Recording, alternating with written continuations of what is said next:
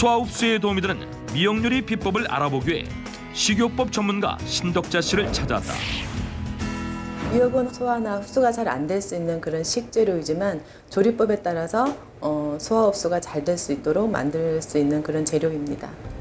미역은 질기고 미끌미끌하고 몸속에 들어가 불어나기 때문에 오래 씹지 않을 경우 위에 부담을 줄 수 있다고 한다. 때문에 미역으로 음식을 만들 때 가장 중요한 것은 최대한 부드럽게 만들어 소화 흡수율을 높여주는 것이라고 한다. 위장에서는 음식물을 받아들이면 믹서와 같이 잘 섞어줍니다. 어떤 위암이라든가 기타의 질환 위를 3분의 1을 잘랐다고 가정을 합시다. 즉 앞에 믹서와 같은 기능이 잘라진 분한테는 결국 위산하고 음식물을 잘 섞어서 죽을 만드는 기관이 없어졌으니까 쉽게 설명하면 죽으로 먹으면 되겠죠.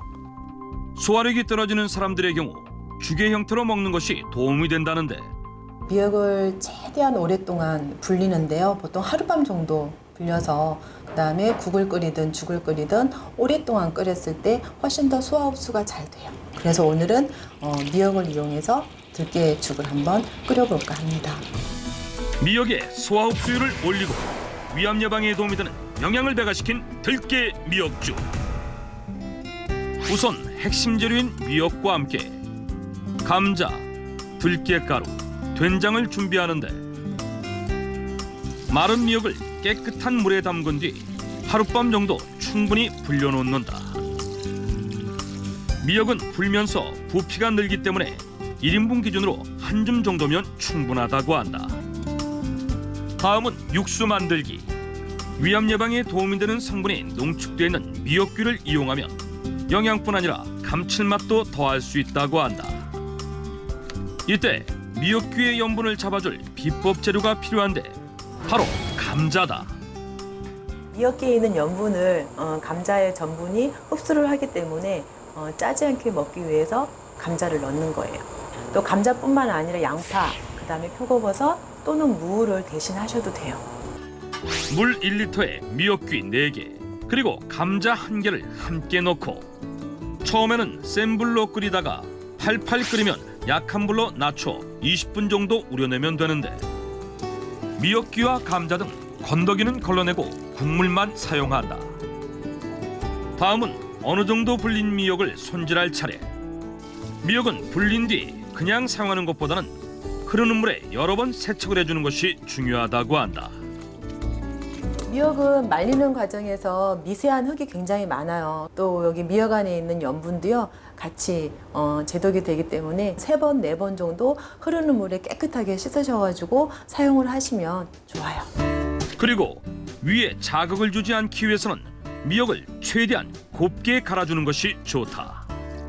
미역이 윗속에 들어가 부피가 커지면 소화시키는 데 시간이 걸리고 그만큼 위에 부담을 줄 수 있기 때문이다. 냄비에 불린 찹쌀과 곱게 간 미역을 넣은 후 위 건강에 도움이 되는 들깨가루도 함께 넣어준다.